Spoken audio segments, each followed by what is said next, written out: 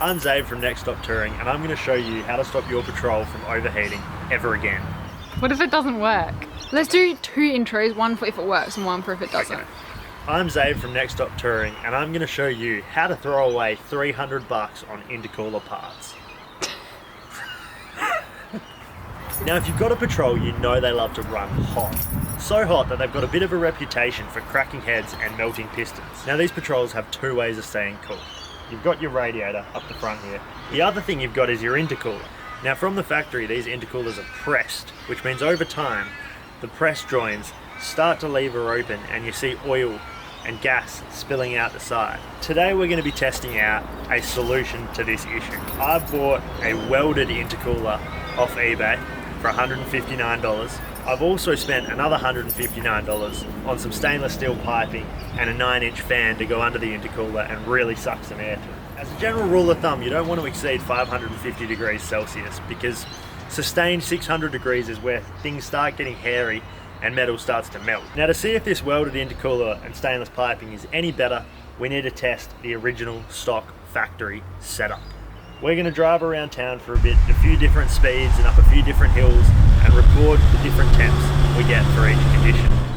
Then we're going to whack in the new setup and do it all over again and show you guys the difference. Well, we're at 70 Ks,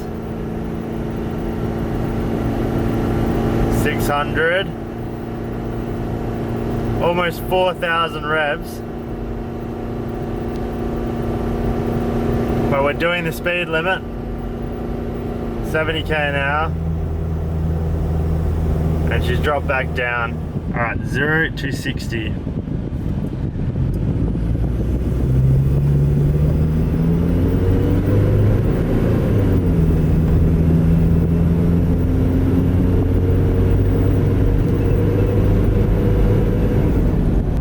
Bang on 500. There we go, 0 to 60 uphill, gives us 550. So we're pretty clearly at about 450. 400.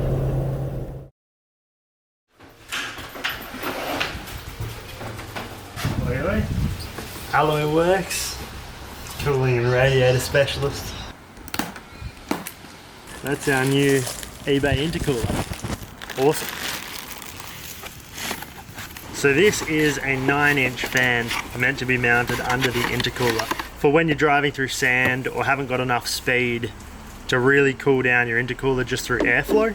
I'm dubious about whether they actually work, but yeah, we're gonna find out.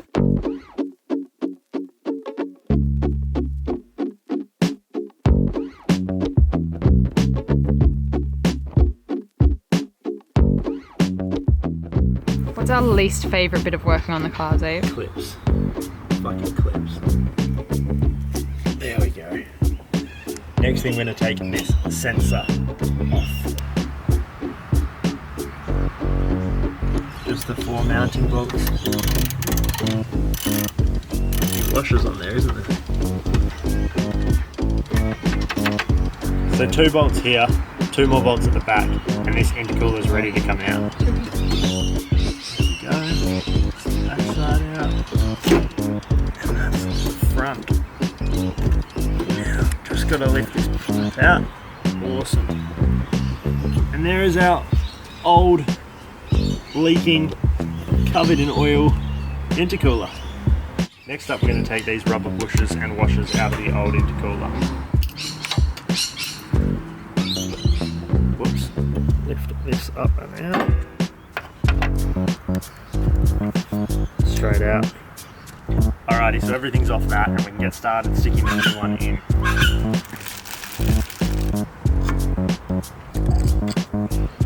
It's quite a smart design, this, isn't it? So this intercooler is going to go in the exact same way it came out. 4 bolts and 2 hoses.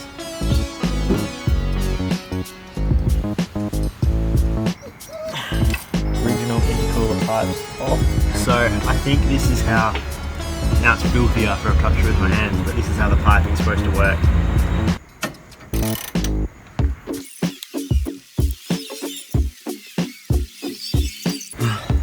I'm tired now. But we got in the intercooler and we got in the piping from the turbo.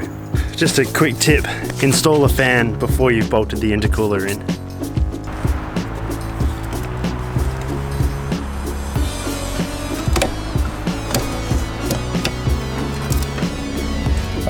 There. Just loose for now.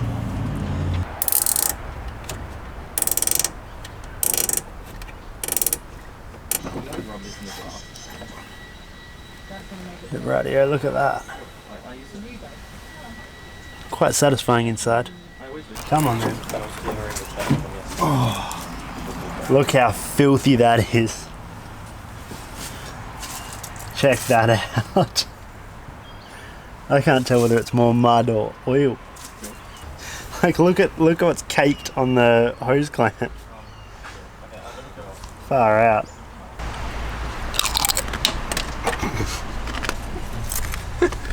Where is it? Right up on the floor. So this is the other side coming off the intercooler and going into the engine.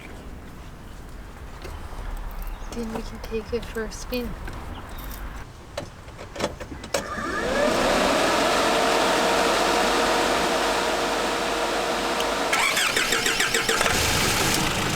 So we've got our new intercooler in with both sides of piping and the fan. It's time to test out whether these cheap eBay specials are up to scratch. Alright, so we're back on our 0 to 60 stretch. Let's do it.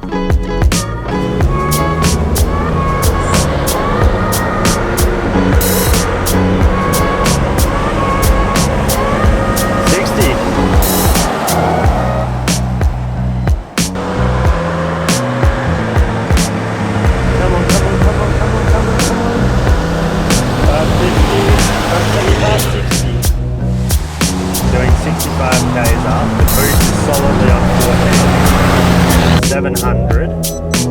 Alright, back off. Doesn't like that. So we tested the new cooler with the fan on and with the fan off, and we took our old data and we compared it with the new data, and unfortunately the eBay intercooler is no better on temperature than the stock intercooler was at all. In fact, with the fan off, it's actually worse than it was before, which does kind of suck. But while the intercooler hasn't helped the temps that much, it has brought around some other massive changes. The most notable change is responsiveness and drivability. Basically, the car's just a hell of a lot quicker now. Check out this side-by-side comparison.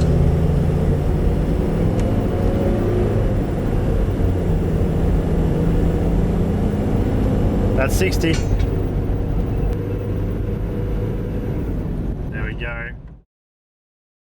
You can see the eBay intercooler just takes off so much quicker and accelerates way faster than the stock setup.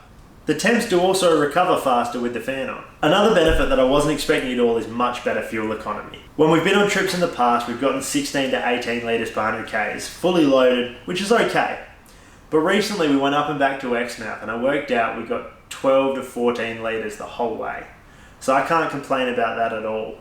So should you buy an eBay intercooler? I'm going to say yes, but you should also do some other mods to your Patrol to keep those temps in check. Next, I'm going to swap out the old ZD thermostat for a TB48 and see what sort of difference that makes.